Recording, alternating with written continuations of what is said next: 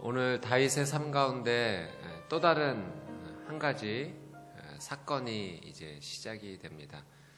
그일라 사람들이 블레셋 사람들의 공격을 받았다라고 하는 소식을 이제 다윗이 접하게 되죠. 오늘 이 다윗의 사건 가운데 몇 가지 다윗의 귀한 마음을 저희가 오늘 배우고 또 함께 할 수 있는데, 이 소식을 듣고 다윗의 마음 가운데 첫 번째 생겨났던 것은 이 긍휼의 마음입니다. 사실 다윗은 지금 현재 도망 다니는 위치였고 자기 자신을 간수하기에도 바쁜 상황이었습니다.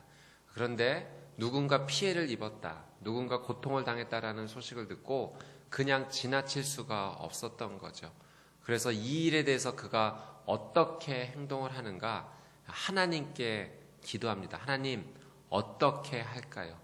그일라 사람들이 이렇게 블레셋 사람들의 침략을 받아서 그동안 추수했던 모든 것을 빼앗겼다고 하는데 어떻게 하면 좋겠습니까? 라고 하나님 앞에 물었다라고 하는 사실이에요. 첫 번째 마음은 긍휼의 마음인데요. 사랑 여러분, 오늘 우리가 이 하루를 살아갈 때 어떻게 살아야 될까?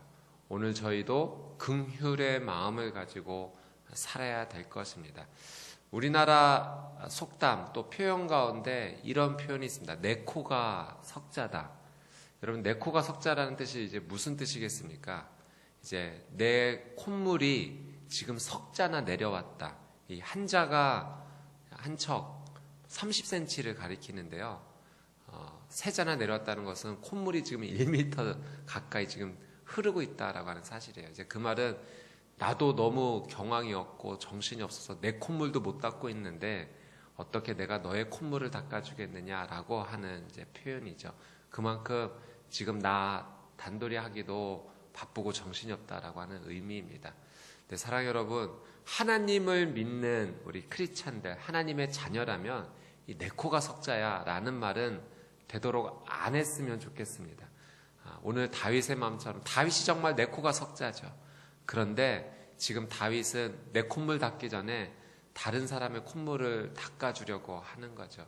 그런 것 같아요. 하나님의 영적 비밀, 영적 법칙은 일단 내 콧물 먼저 닦는 것이 아니라 옆에 있는 사람의 흐르는 콧물을 먼저 닦아주는 삶인 것 같습니다. 하나님께서도 말씀 가운데 그런 약속, 그런 영적 비밀을 우리에게 주셨어요.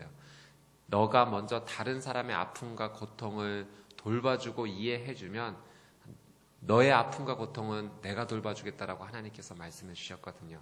그 말씀이 이사야 58장 10절 말씀에 있습니다. 제가 한번 읽어드릴게요. 오늘 가셔서 또 하루 묵상하시면서 이 말씀 꼭 한번 찾아보시고 읽어보셨으면 좋겠습니다. 이사야 58장 10절 제가 한번 읽어드릴게요. 네가 굶주린 사람에게 열정을 쏟고 괴롭힘을 당하는 사람의 소원을 들어준다면 너의 빛이 어둠 가운데 떠올라서 너의 어둠이 대낮처럼 밝아질 것이다. 아멘. 다른 사람의 굶주림 가운데 너가 열정을 쏟고 괴롭힘을 당하는 사람의 소원을 들어준다면 너의 어둠은 내가 밝혀줄 것이다 라고 하나님께서 약속하셨습니다. 오늘 주변의 삶 가운데 어려움을 당하고 또 영혼의 괴로움을 당하고 있는 자들이 있다면 우리가 할 수 있는 손길을 내밀어서 그들을 위로하고 격려했으면 좋겠습니다. 어제 주일날 저희가 함께 나눴던 말씀, 삶에서 드리는 예배 하나님께 드리자라고 저희가 함께 결단을 했는데요. 오늘 이 하루가 그 결단을 실천하는 하루, 축복의 하루가 되기를 주님의 이름으로 축복합니다. 첫 번째 다윗이 긍휼의 마음을 가졌다면 두 번째 다윗이 가졌던 훌륭한 마음은 기도자의 마음이었습니다. 다윗은 이 모든 일을 결정함에 있어서 하나님 앞에 묻고 기도하는 모습을 보이게 됩니다. 2절 말씀 처음 보니까 여호와께 물었습니다 라고 나오고 있고 4절 말씀에도 처음에 보니까 다윗이 여호와께 다시 묻자라는 표현이 나오고 있습니다. 또 그뿐만 아니라 10절 말씀에도 이렇게 보니까 다윗이 하나님께 여쭈었습니다. 그러니까 다윗은 이 모든 일에 있어서 계속해서 하나님께 묻고 하나님께 확인을 하고 있습니다. 기도하는 거죠. 하나님, 이 일에 대해서 하나님은 어떻게 생각하십니까? 하나님, 이 일을 기뻐하십니까? 하나님 어떻게 할까요? 라고 겸손하게 하나님 앞에 묻고 진행하는 그 귀한 다윗의 마음을 확인할 수가 있습니다. 사랑하는 여러분, 우리도 그렇게 살아야 될 것입니다. 오늘 내가 진행되는 모든 삶 가운데 하나님 어떻게 할까요? 기도하며 하나님의 은혜를 구하며 하나님의 그 신실한 도우심을 구하는 하루가 되어야 될 것입니다. 오늘 다윗이 하나님께 여쭈었습니다라는 이 표현이 여러분의 말씀이 되어 여러분의 이름을 들어가서 내가 이렇게 하나님께 기도했습니다라고 하나님의 말씀을 써내려가는 귀한 하루가 되시기를 주님의 이름으로 축복합니다. 아멘. 기도의 삶이란 그런 거예요. 내가 일단 결정하고 나 이렇게 하고 싶은데 라고 결정하고 하나님 어떻게 할까요? 라고 묻는 것이 아니라 일단 내 결정을 내리기 전에 내가 하고 싶은 방향도 있고 걸어가고 싶은 길도 있지만 그 길 앞서서 하나님 어떻게 하면 좋겠습니다라고 모든 것을 주님께 그 주권을 올려드리는 것, 하나님의 주권을 인정하고 하나님의 주되심을 인정하는 것이 기도의 삶입니다. 하나님께서 정해주신 대로 가겠다라는 순종의 마음이죠. 사랑하는 여러분, 기도하면 하나님께서 다음 스텝을 알려주세요. 우리의 마음 같아서는 A부터 Z까지 그 모든 길을 하나님께서 알려주시고 열어주셨으면 좋겠지만 하나님께 A를 기도하면 B를 알려주시고요. 그 다음에 B 앞에서 기도하면 그 다음 C를 알려주시는 거예요. 그렇게 한 단계 한 단계 다음 스텝을 하나님의 은혜를 따라 구하며 나가는 삶, 바로 그 삶이 기도의 삶인 것입니다. 오늘 여러분의 인생의 한 스텝 한 스텝이 하나님의 손에 들려져 있게 되기를 주님의 이름으로 축복합니다. 기도하는 가운데, 그런데 우리의 삶 가운데 이런 일이 일어날 수 있습니다. 기도로 결정한 일인데 주변 사람들의 반대를 받을 수도 있다라고 하는 사실이죠. 오늘 다윗이 여호와께 하나님 블레셋 사람들을 쳐도 되겠습니까? 라고 묻고 하나님께서 그렇게 하라라고 알려주셨을 때 다윗의 부하들이 반대를 하게 됩니다. 우리 3절 말씀 같이 한번 읽어보도록 할까요? 3절 말씀 시작. 그러나 다윗의 부하들은 여기 유다에서도 이렇게 두려워하며 살고 있는데 그일라까지 가서 블레셋 군단을 친다고요? 하며 반대했습니다. 기도하며 결정하지만 반대할 수 있다는 거예요. 반대를 받을 수 있다는 거예요. 그럼 어떻게 해야 될까요? 또 기도해야 됩니다. 기도를 포기하는 것이 아니라 기도하는 가운데 주변에 반대를 얻는다 할지라도 또 기도하면 되는 거예요. 그래서 다윗이 4절 말씀해 보니까 다시 여호와께 묻자라고 하나님 앞에 나아가죠. 그래서 다시 한번 하나님의 확신을 얻고 그 길을 나서는 것입니다. 사랑 여러분, 기도하며 하나님께서 주신 마음이 있다면 그 마음을 가지고 옆에 있는 동역자 함께 갈 수 있습니다. 처음 기도해서 얻은 결정이 그것은 좀 아닌 것 같습니다라는 이야기를 들어도 그럼 다시 한번 기도해보자라고 하면서 그 하나님 주신 마음으로 사랑하는 동역자들을 설득하고 이해를 구하고 함께 걸어갈 수가 있는 것입니다. 그래서 우리의 삶 가운데 필요한 것은 기도의 삶이에요. 오늘 여러분의 모든 삶 가운데 기도를 결정하고 또 주변 분들의 손을 붙잡고 함께 걸어가는 귀한 삶이 있게 되기를 주님의 이름으로 축복합니다. 아멘. 다윗이 자기의 권력대로 마음껏 하지 않았어요. 내가 결정한 일인데 무조건 따라오라고 하지 않은 거예요. 그럼 함께 기도해보자. 다시 하나님의 은혜를 구해보자. 영적으로 함께 이해를 구하고 나가는 모습을 보게 됩니다. 오늘 다윗의 모습을 보면 참 재미있습니다. 지금 다윗은 도망자죠. 그리고 함께하는 자는 한 400명 정도 됩니다. 그런데 자신의 민족이 그일라 사람들이 블레셋의 침입을 받게 됐어요. 이 문제를 원래 해결해야 될 사람은 누구입니까? 사울이죠. 사울이 지금 이 나라를 다스리고 있는 왕인데, 그런데 이 문제를 지금 해결하려고 나서는 사람이 누구입니까? 다윗이에요. 도망자이지만 왕처럼 살고 있는 거예요. 사울의 입장은 어떻습니까? 지금 사울은 자신의 민족이 괴롭힘을 당하고 있다라고 한다면 가서 다윗을 일단 잡기보다는 빨리 그일라 사람들을 도와줘야죠. 그런데 사울은 거기에 관심이 없어요. 자기가 들고 있는 그 창을 블레셋을 향해 겨누는 것이 아니라 여전히 다윗을 향해 겨누고 있습니다. 사랑하는 여러분, 도망자이지만 왕처럼 살 수 있는 거고요. 왕이지만 도망자처럼 살 수 있는 거예요. 내가 지금 어떤 위치에 있느냐가 중요한 것이 아니라 그 위치 가운데 그 역할을 하나님이 주신 은혜 가운데 잘 감당하고 있느냐, 사실은 그것이 더 중요합니다. 우리의 삶 가운데 사울처럼 창이 있을 수 있어요. 내가 가진 칼과 내가 가진 창으로 하나님의 일을 감당해야 되는데, 혹시 내가 가진 이 창과 칼을 혹시 다른 사람을 향하여 하나님의 뜻을 이루기보다는 내 뜻과 목적을 이루기 위하여 혹시 살려고 하고 있지는 않는가? 오늘 우리는 우리의 삶을 한번 되돌아봐야 될 것입니다. 다윗에게도 칼이 있었어요.